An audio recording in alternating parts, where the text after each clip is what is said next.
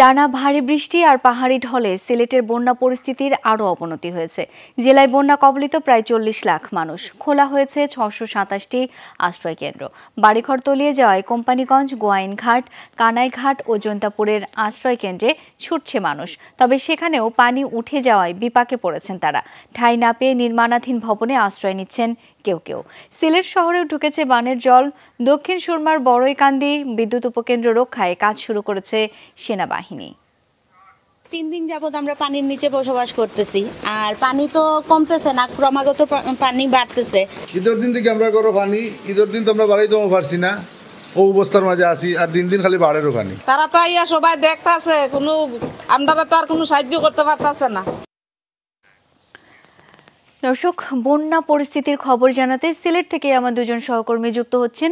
প্রথমেই যাচ্ছি সিলেট নগরীতে নাবিল হোসেনের কাছে। নাবিল, নতুন কোনো এলাকা আর প্লাবিত হয়েছে কিনা, প্লাবিত এলাকাগুলোর কি পরিস্থিতি দেখতে পাচ্ছেন সেটি একটু জানাবেন আমাদের। শাওন, পরিস্থিতি যা সেটি এখন শুধুই দুর্ভোগের, কারণ প্রায় 2 দিন হয়ে গেছে আসলে বন্যার যে পানি, সেই পানি কিন্তু নগরীতে প্রবেশ করেছে। নগরীর যেসব নদী তীরবর্তী যেসব এলাকাগুলো রয়েছে, সেই এলাকাগুলোতে আমরা দেখেছি যে পানি আসলে বাসাবাড়িতে প্রবেশ করেছে। আমরা এই মুহূর্তে আছি সিলেটের লালাদিঘির পাড় এলাকার একটি বাসায়। নিশ্চয়ই আপনি দেখতে পাচ্ছেন এই বাসার আসলে প্রায় কতটুক, অর্থাৎ বুক পরিমাণ পানি আসলে এই বাসায় প্রবেশ করেছে, এবং এখনো পর্যন্ত এই বাসার যারা বাসিন্দা তারা কিন্তু এখানে আছেন। তাদের যে বিষয়গুলো, অর্থাৎ তাদের যে জিনিসপত্র যেগুলো আছে সেগুলো তারা রক্ষার জন্যই তারা মূলত এখানে আছেন। আশ্রয়কেন্দ্রে তারা এখনো যাননি। এইরকম বাসা অসংখ্য সিলেট নগরীতে আছে, যারা আসলে তাদের মূল্যবান সম্পদ ফেলে তারা আশ্রয়কেন্দ্রে যেতে চাননি, বা যারা আশ্রয়কেন্দ্রে গিয়েছেন তারাও আসলে মানবেতর জীবন পালন করছেন।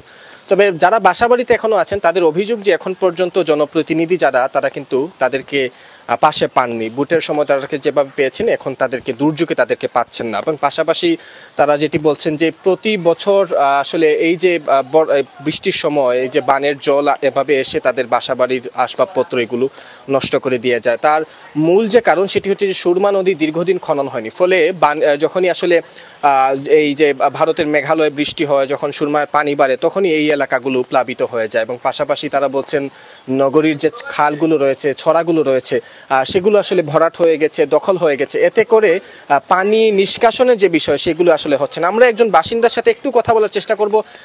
কতদিন হলো পানির নিচে আছেন এবং দুর্ভোগটা কি? আসলে বিগত 3 দিন ধরে আমরা পানির নিচে আছি। দুর্ভোগ কি দেখতে পারতেছেন আপনারা নিজের চোখে। আর আমাদের এলাকার মানে অল্প বৃষ্টিতেই পানি হয়ে যাচ্ছে। এখন এইটা নিয়ে আর কি বলবো, নতুন করে বলার মতো কোনো কিছু নাই। আমাদের জানমালেরও ক্ষতি হইতেছে, জিনিসপত্র যেমনটি আসলে তারা বলছিলেন, আসলে তাদের বলার ভাষাটুকু নেই, এমন দুর্ভোগে তারা আছেন। প্রতি বছর তারা এই দুর্ভোগটাতেই তারা পড়েন। নাবিল, ধন্যবাদ আপনাকে।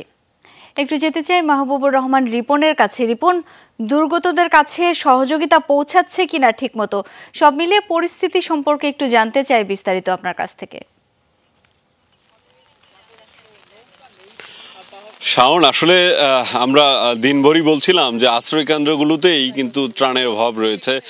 আমরা বেলা 1টা পর্যন্ত জিজ্ঞাসা করেছিলাম এখানে যারা ছিলেন তাদেরকে, তারা গতকাল শুকনো খাবার পেয়েছিলেন, এরপর থেকে কিন্তু আর খাবার পাননি। হয়তো বিকেলের দিকে আবারও খাবার পাবেন সেরকম প্রত্যাশা রয়েছে তাদের।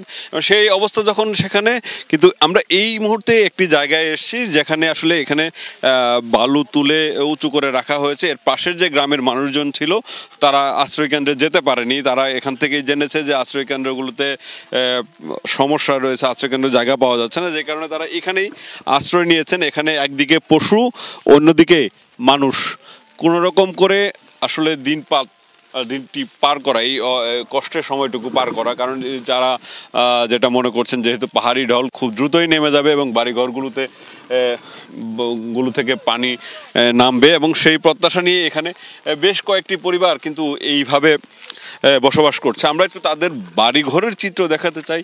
বাড়িঘরের চিত্র যদি দেখাই আমরা, এই গ্রামটির প্রায় 300টি পরিবার রয়েছে এখানে।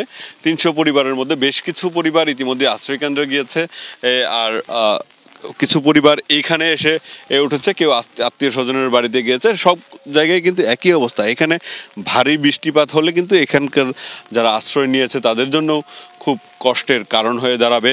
এবং তারা যেটা বলতে চাচ্ছে যে এখন পর্যন্ত কিন্তু তাদের যে জনপ্রতিনিধি রয়েছে তারা কেউ খোঁজ নেয়নি, এবং সরকারের যারা প্রশাসনিক কর্মকর্তারা আছেন তারাও এখন পর্যন্ত খোঁজ নেয়নি। তারা যেটা বলছেন তাদের কিছু খাবার হয়তো রয়েছে, কিন্তু রান্নাবান্নার কষ্ট রয়েছে, কোনোভাবেই তারা আসলে রান্নাবান্না করতে পারছেন না। সে কারণে তারা খাবারের কষ্টে রয়েছেন, শুকনো খাবার বিস্কিট এগুলো খেয়েই রয়েছেন এখানে। আমরা একটু কথা বলতে চাই যে কি অবস্থা আপনাদের কাছ থেকে খোঁজ নিচ্ছে এখনো আমরা কাছে কোনো মেম্বার চেয়ারম্যান কেউই আসে নাই।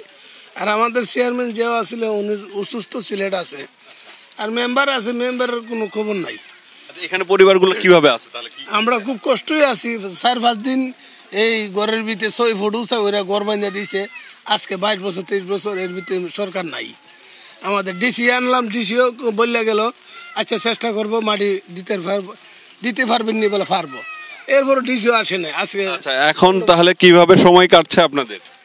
সময়টা খুব কষ্ট, ছাতি নেই, পাতলা নাই, দারু দুরু নাই, খানা খাইতে খুব কষ্ট। চিরা মুড়ি বিস্কুট আনতে পারি না, আনার কারণে কতজন আমরা শুনছিলেন যে এখানের মূল সমস্যা হচ্ছে চারদিকেই পানি রয়েছে। এই পানি থাকার কারণে এখান থেকে বেরিয়ে যে খাবার কিনে আনবে যাদের সামর্থ্য রয়েছে তারাও কিন্তু আসলে মূলত খাবার কেনার সুযোগ পাচ্ছেন না। শাওন, রিপন, দেখছিলাম দুর্ভোগের চিত্র সরাসরি। অনেক ধন্যবাদ আপনাকে।